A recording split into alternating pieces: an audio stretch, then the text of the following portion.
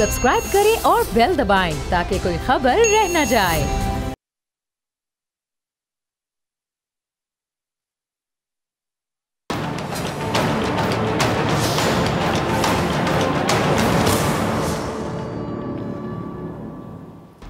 अस्सलाम वालेकुम नाज़रीन, मैं हूं डॉक्टर फिजा अकबर खान और मैं हूं पाकिस्तान और आप देख रहे हैं पाक भारत टाकरा। अब भारत को देना होगा पाकिस्तान के खिलाफ साजिश का जवाब, क्योंकि पाकिस्तान अब दुनिया की आंखों में आंखें डालकर बात करेगा।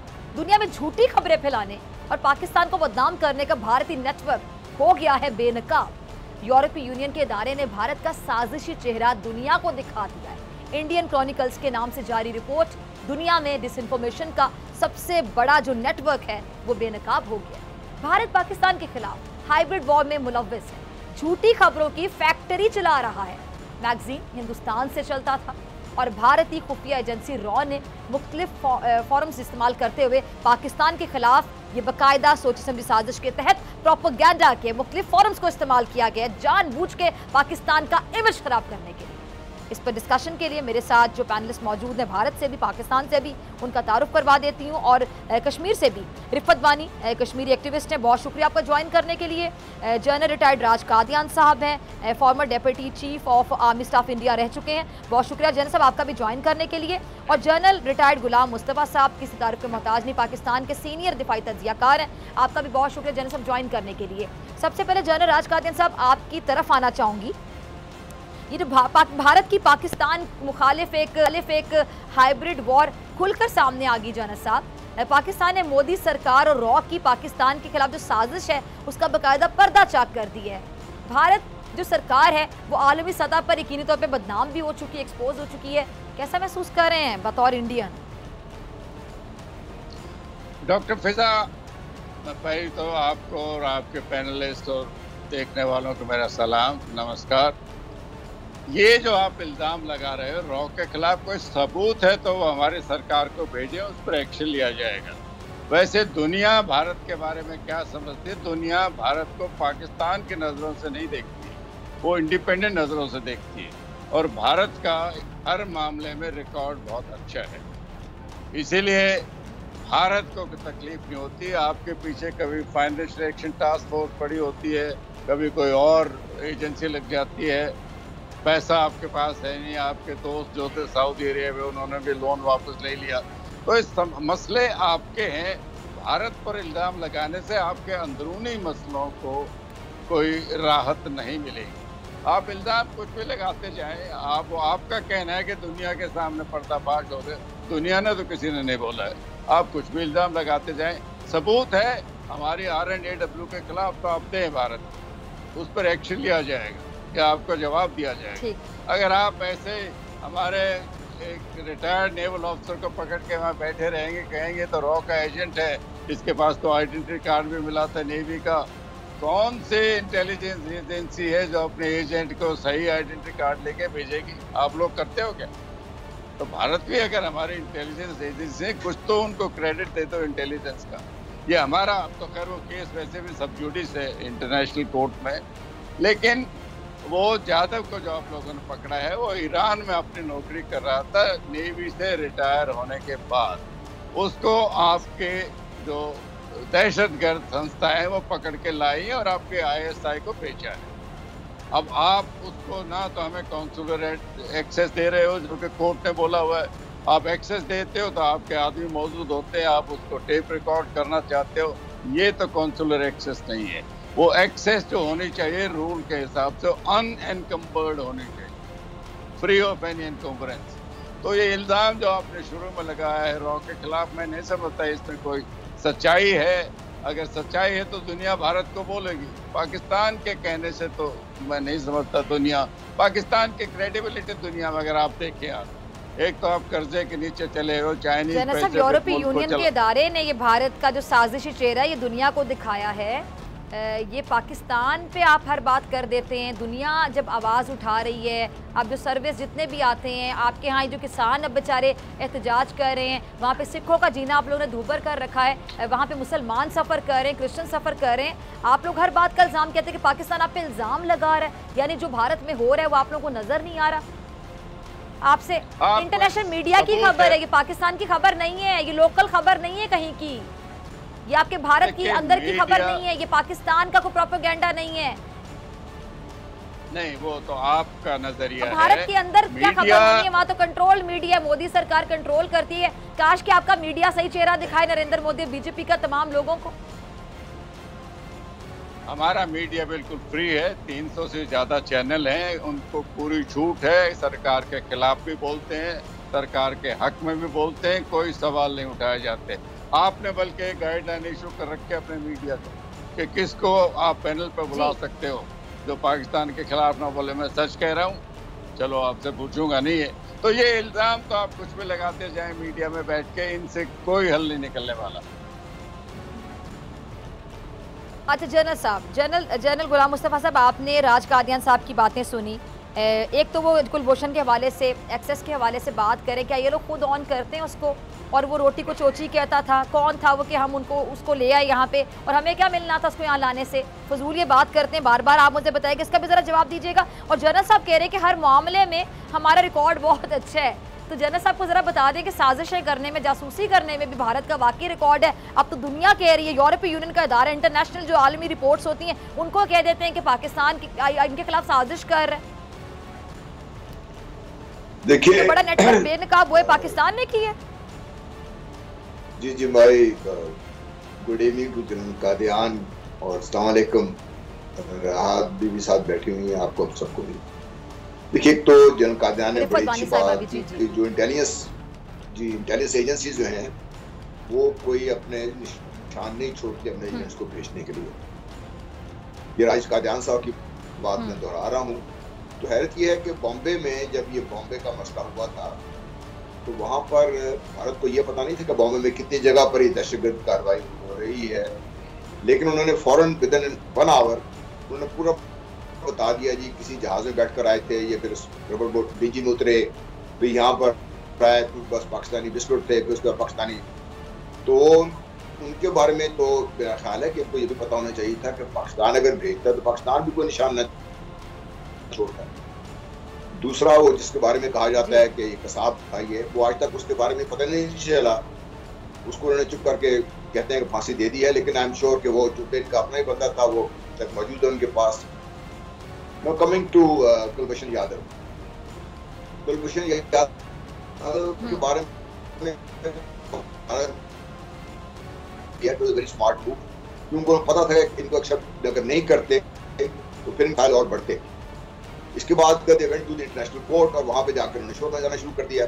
अब इशू ये है कि वो ईरान हमें क्यों पकड़ने देगा उसको? अगर ये ईरान में ही वो काम कर रहा था और ईरान की इजाजत से काम कर रहा था तो फिर ईरान हमें क्यों पकड़ने देगा?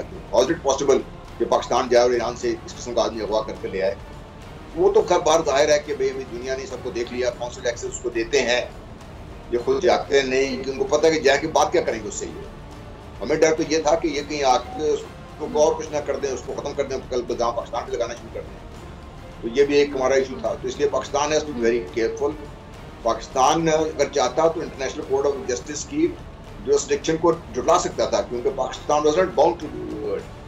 लेकिन जो पाकिस्तान का केस बड़ा स्ट्रॉन्ग है और अभी खुद फंसे हुए हैं, उसको ये वकील देने को तैयार नहीं है, पाकिस्तान ने खुद कर दिया।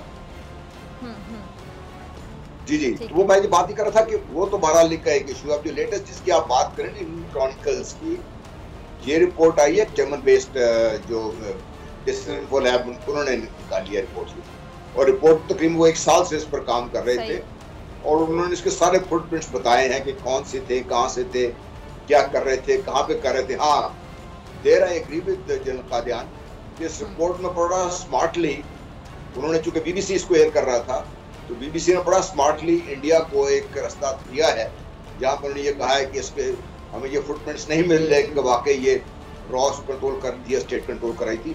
ये बीबीसी का एक चाल है जिसके बारे में हमें किसी को पाकिस्तान में शक नहीं होना चाहिए। और ये बात दुनिया भारत को क्यों देख रही है? दुनिया भारत को देख रही है एक मंडी के तौर पर। उनको भारत के जोग्राफी की जरूरत है, भारतीयों की जरूरत नहीं है। उनको ये जरूरत है कि किस तरीके से ये जो 1.5 अरब लोग हैं इनको एक आग का ईंधन बना के सामने खड़ा कर दिया जाए। और अब चीन से भी मार खा रहे हैं ये लोग, तो मसला इनके लिए बहुत सीरियस है। हमारा कोई मसला नहीं है सऊदी अरेबिया से ताल्लुकात बड़े बढ़ते रहे, दोनों इंडिपेंडेंट कंट्रीज है, जिससे भी ताल्लुकात रखें। ये इनका मसला है कि हम जिस तरीके से अफगानिस्तान में मामला सेटल हो रहे हैं, तो वहां से इनको निकाल दिया गया है, तो उनका मसला इनका ये है। इनका मसला ये भी है कि ईरान ने भी इनसे, जिनके साथ उन्होंने इतने बड़े ताल्लुकात बढ़ाने की कोशिश की थी, तो अभी मसला बन गया हुआ है इनका। तो सऊदी अरेबिया जाए 100 दफा जाए, लेकिन at the end of the day Saudi Arabia को भी पता है, यूएई को भी पता है, इसमें सबको पता है कि when the chips are down, तो कौन होगा उनके साथ, कौन रहा है, कौन होगा और किस पर वो डिपेंड कर सकते हैं। ठीक है, इनके आदमी की जरूरत है, इनकी मंडी की उनको भी जरूरत है, ठीक है, इस्तेमाल करें इनको भी। सही, ठीक है जनरल साहब। मैं ज़रा रिफ़त वानी साहबा को शामिल गुफ्तगू करती, फिर आपको दोबारा मौका देती हूँ। रिफ़त, आपने जनरल राज कादियान साहब, जनरल गुलाम मुस्तफ़ा दोनों को सुना।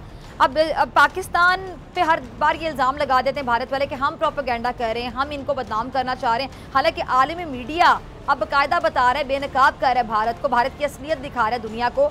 यहाँ पे भी मुकर रहे होते हैं, जैसे कि अभी भी जनरल साहब ने कहा, जनरल राज कादियान साहब ने, कि जी ये तो इल्ज़ाम है भारत पर। जिस तरह कश्मीरियों के बारे में कहा जाता है कि वो बेचारे तो फ्रीडम फाइटर है, आज़ादी के लिए जिद्दोजहद कर रहे हैं, लड़ रहे हैं, उनके ऊपर पैलेट गन से छर्रे बरसाए जाते हैं, उनकी बेनाई से उनको महरूम किया जाता है, उन पर गोलियाँ बरसाई जाती हैं, आए दिन वहाँ लाशें उठती हैं। तो ये उल्टा ये कह देते हैं कि जी जो भारतीय सेना है वो उनको कंट्रोल करी, चूँकि वो फ्रीडम फाइटर नहीं, वो आतंकवादी हैं।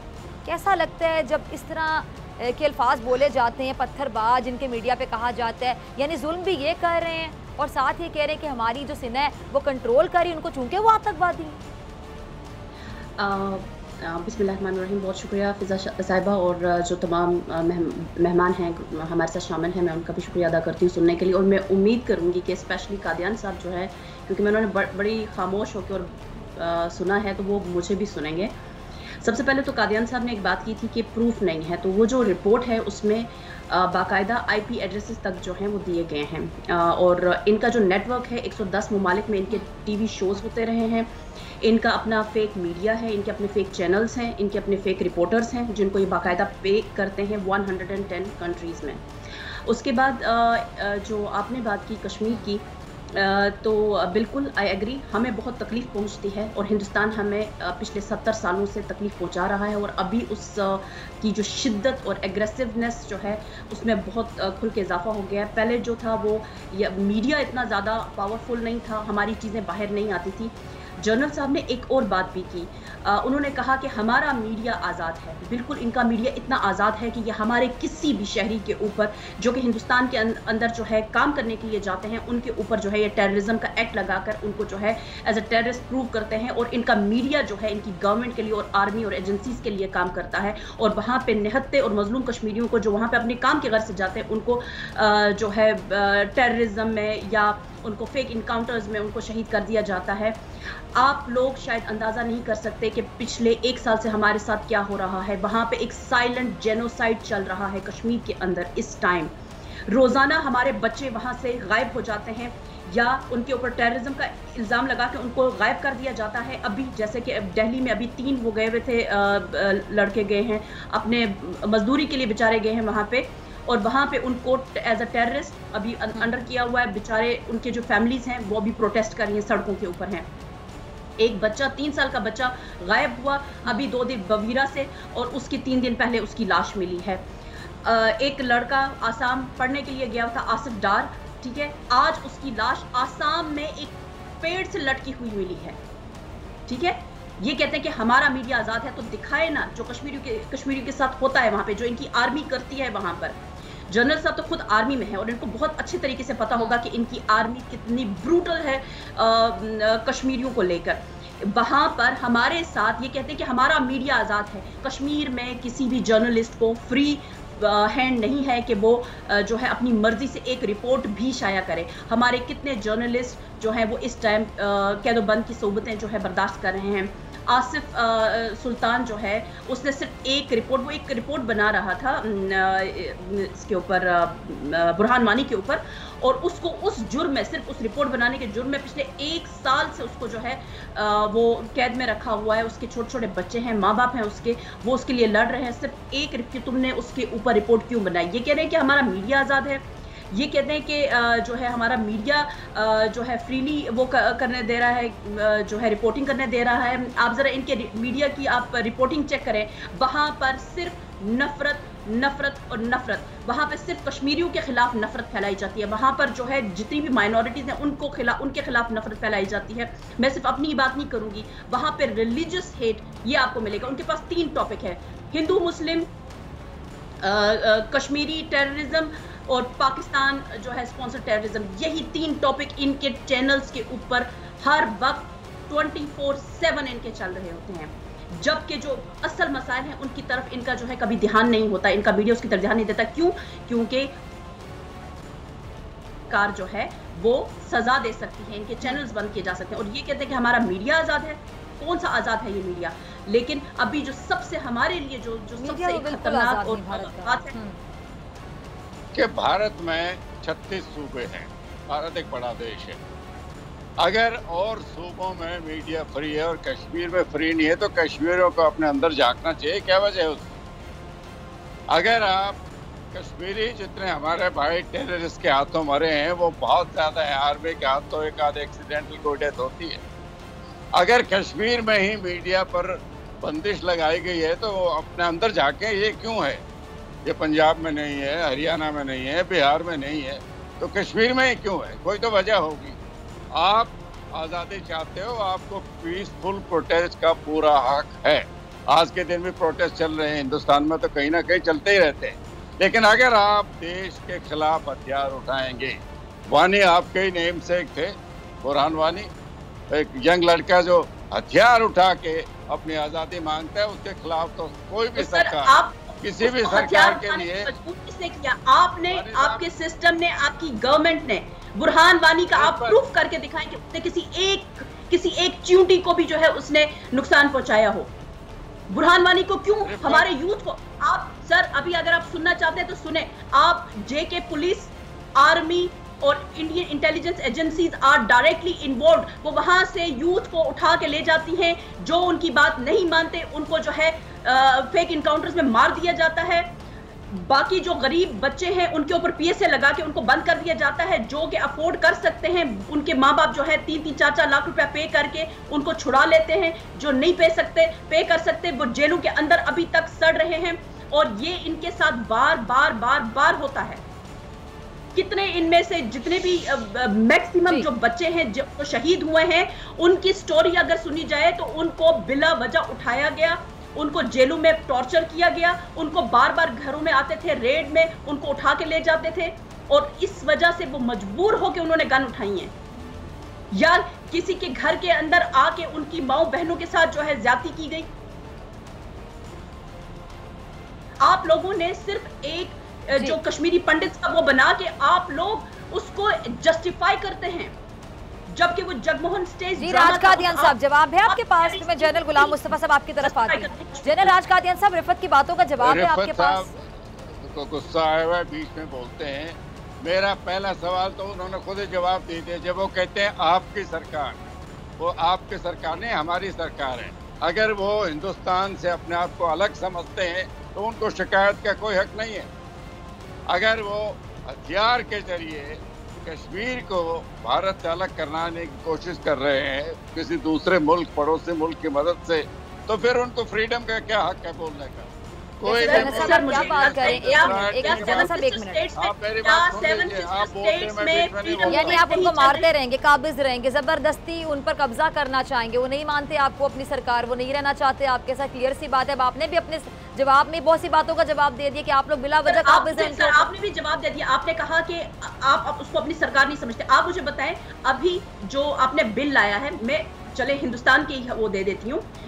आपने अभी बिल लाया है फार्मर्स के ऊपर, ठीक है, जिसमें आप उनको प्राइवेटाइज कर रहे हैं फार्मर्स का जो वो है। तो उसमें जो है आपका मीडिया, आपकी गवर्नमेंट उसको खालिस्तान मूवमेंट के साथ जोड़ रही है। हम तो नहीं जोड़ रहे ना। आपका मीडिया, आपकी गवर्नमेंट उसको खालिस्तान मूवमेंट बना रही है। ठीक है, आपका ठीक है रिफत, आपका पॉइंट आ गया। मैं आपकी तरफ दोबारा आती हूँ। ठीक है जनरल साहब आपकी तरफ आने से पहले मैं जरा जनरल गुलाम मुस्तफा साहब की तरफ जाती हूँ। काफी देर से खामोश है जनरल साहब। आपने सुना, रिफत ने भी तमाम जो तकलीफ है ना, जिस तकलीफ से गुजर रहे हैं कश्मीरी, वो बयान की। और जनरल राज कादियान साहब ने बुरहान वानी के हवाले से क्या बात की, सारी बातें आपने सुनी। अब मुझे बताएं, साथ ही जनरल राज कादियान साहब ने कह दिया कि आप लोग कहते हैं आपकी सरकार यानी कश्मीरी इनको नहीं मानते अपना, और सिंपल सी बात है, जो जुल्म कर रहे हैं और बिला वजह काबिज है कश्मीरी, उनको क्यों अपना माने। और ये कहते हैं कि कश्मीर हमारा, हालांकि कश्मीर इनका नहीं है, डिस्प्यूटेड एरिया, सबको पता है। तो ये अब इतना बड़ा जवाब इन्होंने खुद ही दे दिया कि कश्मीरी इनको नहीं मानते कुछ, ये बिला वजह वहाँ पे काबिज है, बिला वजह कब्जा किए हुए हैं, गोलियां बरसा के, पैलेट गन्स पकड़ के, हाथ में हथियार पकड़ के, इतनी ज्यादा सेना वहाँ पे पहुंचा के, फौज पहुंचा के, नहीं रहना चाहते कश्मीरी इनके साथ। इनको बात कौन समझाए? देखिए, अगर ये मसला नहीं है इंडिया का, तो उनको चाहिए कि जो 9 लाख से ज्यादा उन्होंने फौज रखी हुई है वहाँ पे, और गुज़श्ता तकरीबन 3 दहाइयों से this the biggest military jail in the world जो बना के रखा हुआ है, उसको निकाल ले फौज को वहां से, मसला इनका हल हो जाएगा। और नंबर 2, अगर कोई कौम किसी के साथ नहीं रहना चाहती और वो कौम पीसफुल सारे तरीके कामयाब नहीं होते देख रही, तो क्या करे इसको। ये खुद ही गए थे, नेहरू साहब UN गए थे, जब UN रेजोल्यूशन आया उसके उस पर अमल करने से खुद ही इनकार कर दिया। पाकिस्तान ने तो कभी ऐसी कोई बात नहीं की, पाकिस्तान ने ये नहीं कभी कहा कि हम कश्मीर पर कब्जा कर लेंगे, हम हिंदुस्तान पर कब्जा कर लेंगे। मसला तो इनका है, ये अपने आप को दुनिया की बड़ी ताकत बनाने के लिए कश्मीरियों को उनका हक खुदरादियत देने को तैयार नहीं है। आप आराम से कश्मीरियों से पूछ लें, इंटरनेशनल ऑस्पिसेस के अंडर भी आप कहाँ रहना चाहते हैं, कैसे रहना चाहते हैं, क्योंकि आज के दौर में, बल्कि हमेशा से, हर कौम का ये हक है कि वो अपनी मर्जी के मुताबिक अपनी किस्मत का फैसला करे। अगर कश्मीरी भाई जो है हमारे, वो फैसला करते हैं कि हम नहीं रहना चाहते भारत के साथ, और उन्होंने ये फैसला आज से नहीं किया, उन्होंने पिछले 71-72 साल से वो फैसला किया हुआ उन्होंने, और उस फैसले पर कायम है उस पर, और उसका इजहार उन्होंने बड़े तरीकों से किया। अब ये मानने को तैयार नहीं है। अब मगर मानने को तैयार नहीं है तो क्या करें वो कश्मीरी? उनको आप मारते भी हैं, उनको आप बोलने भी नहीं देंगे उनको। देखिए, रिफत ने बड़ी अच्छी बात है कि मैं एक और चीज ऐड करना चाहता हूँ यहाँ पे। तकरीबन 17 से 18 हजार कश्मीरी जो बच्चे हैं, जो चल सकते हैं या बोल सकते हैं या अपने आप कुछ कर सकते हैं, उनको ले जाके उन्होंने अपने जो सो कॉल्ड री एजुकेशन कैंप्स में डाल रखा है। यही नाजीज करते थे, उनकी कोशिश थी कि जो भी उनकी बात नहीं मानता उनको री एजुकेट करें उनको ये। और यही आपने सोवियत यूनियन में आपने होते हुए देखा, ये भारत ने बड़ा जगह से सीखा है। और दूसरा, आजकल भी कर रहे हैं ये लोग। अगर इनको इतना ही था तो इन्होंने, अगर हक खुदरादियत देने का इनको बिल्कुल इरादा होता, तो ये इस किस्म के जो कवानीन पास किए ना करते इनसे। ये तो छोड़ने को तैयार नहीं है। अब भारत का मसला क्या बना हुआ है? देखिए, भारत का मसला बड़ा सिंपली ये है कि कश्मीरियों ने पूरे भारत को कैद करके रखा हुआ है। कश्मीरियों ने भारत की तकरीबन 9 लाख से ज्यादा आर्म्ड फोर्सेस को लॉकडाउन किया हुआ है। अभी भारत जैसे ही अपनी फोर्सेस को हटाएगा वहां से, तो इनके लिए मसला बन जाएगा। और जैसे ही अगर भारत कोशिश करता रहेगा, और कश्मीरियों ने अगर भारत को आज़ाद नहीं किया, देखिए मैं जो बात कर रहा हूँ, I think general Kadian need to understand this and should pass it on to his bosses there, कि अगर कश्मीरियों ने भारत को आज़ाद नहीं किया, तो ये देखिए भारत के टुकड़े टुकड़े होने जा रहे हैं। और भारत में एक जगह नहीं है, भारत का कोई ही सूबा ऐसा बचा है जहाँ पे भारत की सरकार के खिलाफ, लोकल इश्यूज के खिलाफ वो हथियार उठा के खड़े नहीं हुए। कश्मीरी अकेले तो नहीं है ना भारत में। इस पर भारत की जो 7 सक्सेस स्टेट्स है साउथ वेस्ट में, वो सारी तलवारें लेके खड़े हुए हैं। अब चीन के साथ इनका मसला क्या था? खुद ने मसला बना के बैठ गया होता से उठ के। अब देखिए, भूटान ने भी कह दिया, सिक्किम तक ने कह दिया कि हमारा जो एनेक्सेशन थी वो गलत थी। ये नेपाल ने इनको वहां से निकाल के बाहर कर दिया, उन्होंने चीन को वहां पे ला के ले आए। तिब्बत में बड़ी इन्होंने कोशिश की, तिब्बत से लेके आ गए दलाई लामा के साथ, जो लोग थे उनको CIA के अंडर ट्रेनिंग देते रहे। जब वहाँ पे कामयाब नहीं हो सके, जब तिब्बत में, तो उन्होंने कुछ को बांग्लादेश भेज दिया, और कुछ को उन्होंने कोशिश की कि चीन के खिलाफ इस्तेमाल करें। तो मसला तो इनके बहुत बड़े बड़े हुए हैं। अगर जिस दिन Bharat starts to living like a normal country and stops behaving जिस तरीके से, इनका ख्याल ये है कि they are the only people of the right on God's earth, तो अदरवाइज तो उनका प्रॉब्लम तो बहुत सीरियस है इनके लिए। बिल्कुल रिफत भी ठीक कह रही है। Burhan Wani was an ordinary young man, social media इस्तेमाल कर रहा था वो, and that was the most peaceful way of saying कि भाई please for God sake leave us alone. उनको गुस्सा चढ़ा इस बात पे, चूंकि जो वो बात कर रहा था वो रेजोनेट कर रही थी यंग कश्मीरी नौजवानों के साथ, और इंडिया के अंदर भी वो रेजोनेट कर रही थी उनकी बात। तो इसकी वजह से इनको डर पड़ गया कि वो शख्स जो नौजवान बच्चा है वो खड़ा हो गया है, और अगर नौजवान जिस तरीके से उसकी आवाज पे बैक कह रहे हैं हमला सर चलता तो मुश्किल बन जाएगी, उस बेचारे को शहीद कर दिया। That is now has triggered not only in Kashmir. आप देखिए खालिस्तान में जो सिख भाई है वो डंडा लेके खड़े इनके खिलाफ, पूरी दुनिया में अब तो भारत को और मोदी साहब को आई फील बैड कि किसी भी मुल्क का जो सरबराह है उसके साथ इस किस्म का गाली गलोच होता है। दुनिया में मोदी को लोग गाली निकाल रहे हैं सारी जगह पे। मोदी जैसे सिंबल है ना भारत का, ये गाली तो भारत को पड़ रही है। तो भारत को चाहिए कि इंट्रोस्पेक्शन करे, देखे कि what is wrong with it, it needs to correct itself. लोगों को उनका हक खुदरादियत दें, उनको जीने का हक दें, ताकि वो अपनी मर्जी के मुताबिक अपने फैसले करें और जहाँ जाना चाहते हैं, जहाँ रहना चाहते रहें। जबरदस्ती तो कोई आजकल किसी कौम किसी को नहीं रख सकता। तो ये तो यूएन ने भी ऑथराइज किया हुआ है जी। यूएन ने ऑथराइज किया है कि अगर कोई कौम समझती है तो वो हथियार उठा सकती है अपने आज़ादी के लिए। तो कश्मीरी तो बिल्कुल जो एक्सेप्टेड यूएन रेजोल्यूशंस हैं उसके मुताबिक काम कर रहे हैं, और इसीलिए पाकिस्तान उनको सपोर्ट करता है। पाकिस्तान वैसे भी सपोर्ट करने का मजाज, क्योंकि हमारे मुसलमान भाई हैं वहाँ। ठीक ठीक। जनरल राज कादियान साहब जी, आपने जनरल गुलाम मुस्तफा को सुना? हाँ, उनकी कुछ बातें समझ आए, आवाज इतनी क्लियर नहीं लेकिन कुछ बातें मैं समझ गया। देखिए डॉक्टर फिजा, हमारा मीडिया फ्री है या नहीं है, हम ह्यूमन राइट्स की वैल्यू करते हैं नहीं, कम से कम पाकिस्तान को तो इस तरफ उंगली उठाने का हक नहीं है। अगर हम बुरहान वानी को आप मासूम बच्चा बोलते हो, बुगती भी किसी का बच्चा था, अकबर बुगती, आपने उसको मिसाइल से मारा था, 54 लोगों की मौत हुई थी उस ऑपरेशन में आपकी। आपने बलूचिस्तान में हवाई जहाज का इस्तेमाल किया है, तोपखाने का इस्तेमाल किया है।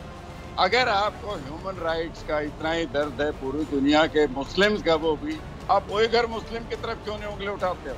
जहाँ 1 मिलियन मुस्लिम को कंसंट्रेशन कैंप पर रखा हुआ है, वो नहीं उठा सकते क्योंकि चाइना तो आपका अन्नदाता है।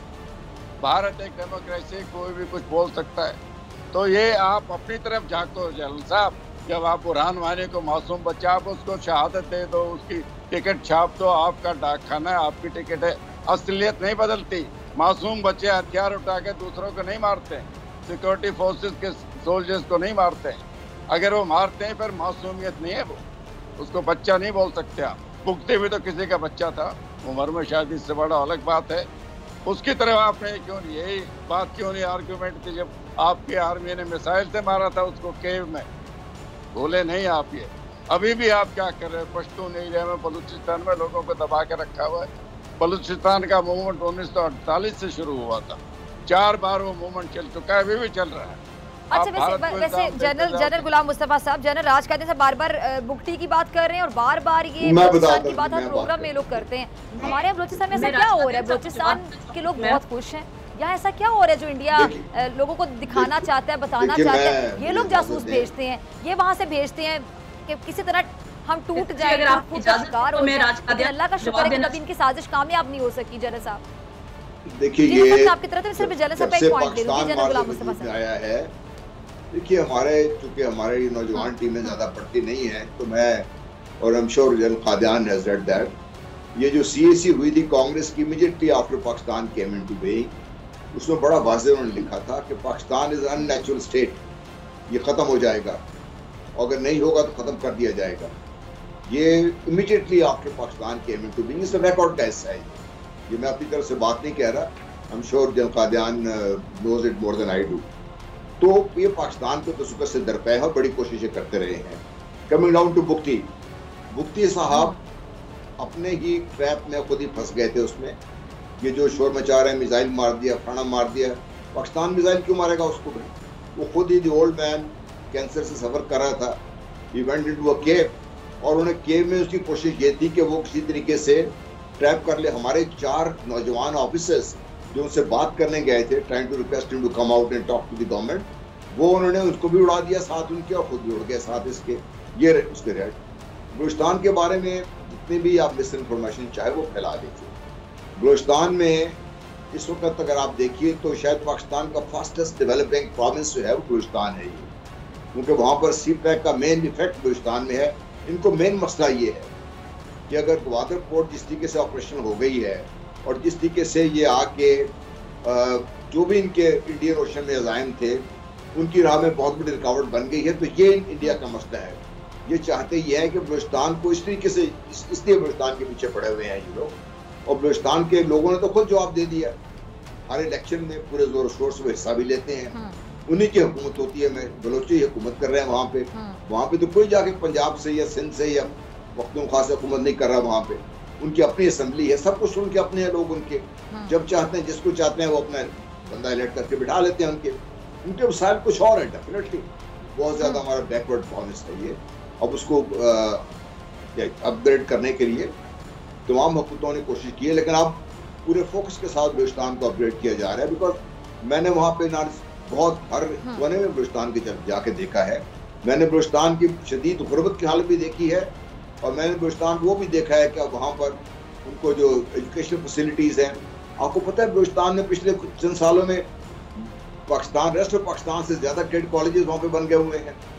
गुज़श्ता कई जो पासिंग आउट परेड्स हैं वहाँ पे बलोची बच्चे और बलूचिस्तान से पठान जो बच्चे हैं वो सोलह ऑनर्स ले रहे हैं वहाँ से। तो कैसे हो गया अचानक ये?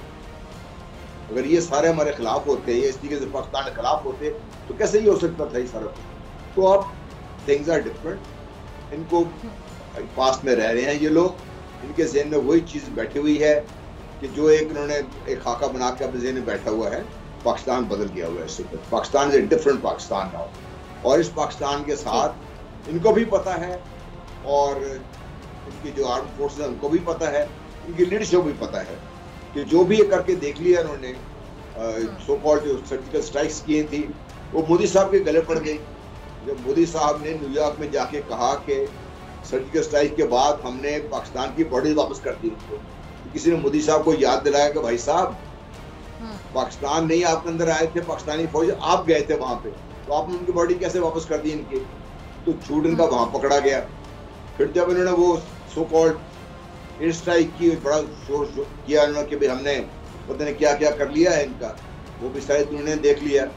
पाकिस्तान का जब जवाब गया तो फिर उसके बाद सारे चुप साथ गए इनके ऊपर, और फिर उन्होंने पाकिस्तान को थ्रेटन किया कि वी विल डू दिस, हम आपके 6 जगह पे ब्रह्मोस मिसाइल फायर करेंगे। For God sake, Is somebody in senses in India कि जो ब्रह्मोस मिसाइल फायर कर देंगे? यहाँ पे पाकिस्तान बच्चे बैठे हैं हम लोग। ठीक है, मेरे पास आखिरी 3 से 4 मिनट है क्लोजिंग के लिए। ठीक है जनरल साहब, आपका डिटेल पॉइंट आ गया।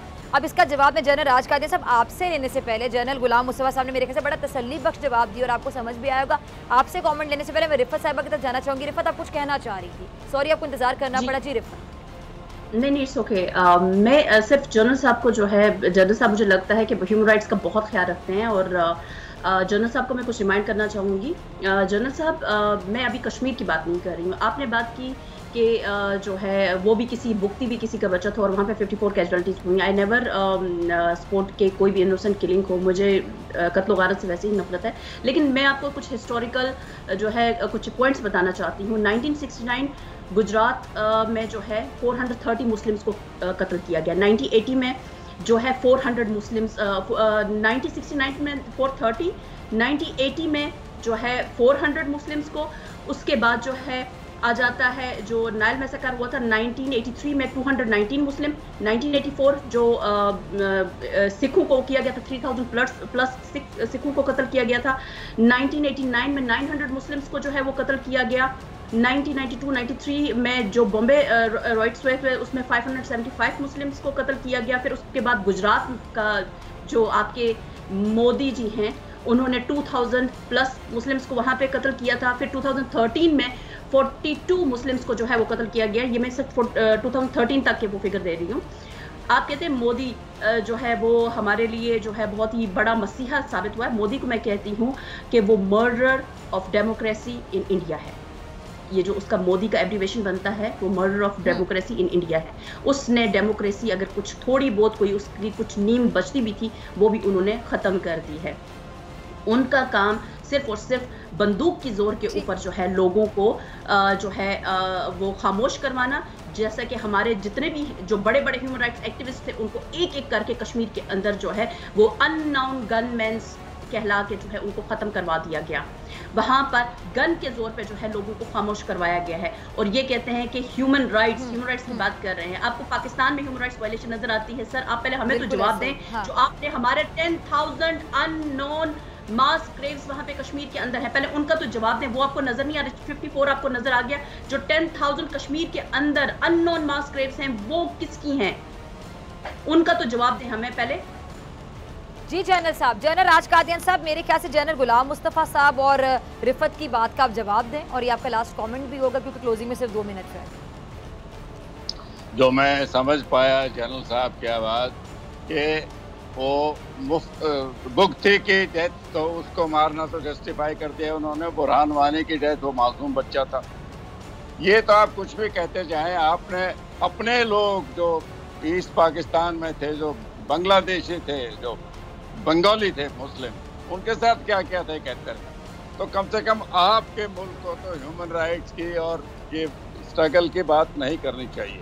भारत में अपनी डिमांड कोई भी प्रोजेक्ट कर सकता है as long as it does not resort to use of arms and as long as it does not threaten national security. अच्छा जनरल साहब, वैसे मुझे एक चीज बताइएगा जनरल राज कादियान साहब, जब भी आपसे मैं कुछ पूछती हूँ आप उस बात का जवाब देने की बजाय पाकिस्तान के बारे में को बात करना शुरू कर देते हैं। आप करें, आपको पूरा हक है, प्रोग्राम में है, मैं आपकी आवाज बंद नहीं करूंगी, लेकिन आप अपनी बात को जस्टिफाई करने के लिए पाकिस्तान पे इल्जाम लगाना शुरू कर देते हैं। उस बात का जवाब तो दे दिया करें।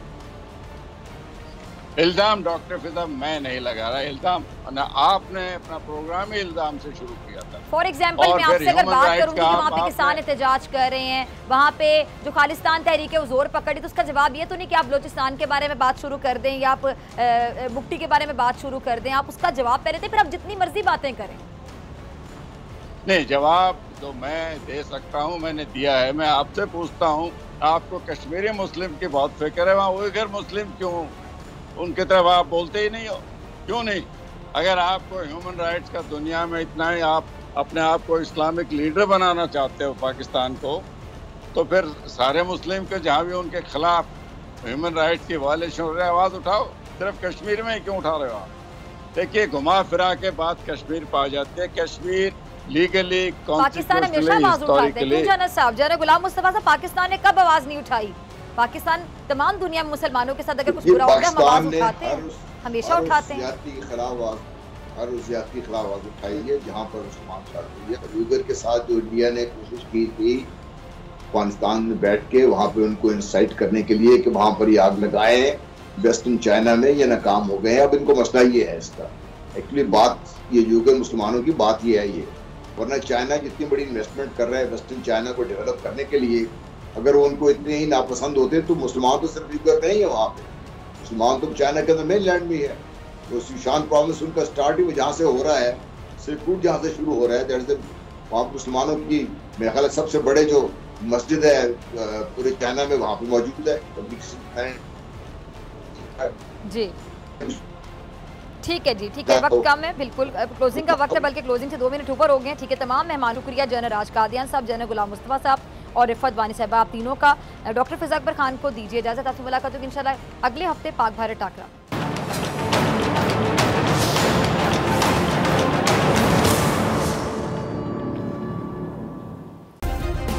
सब्सक्राइब करें और बेल दबाएं ताकि कोई खबर रह न जाए।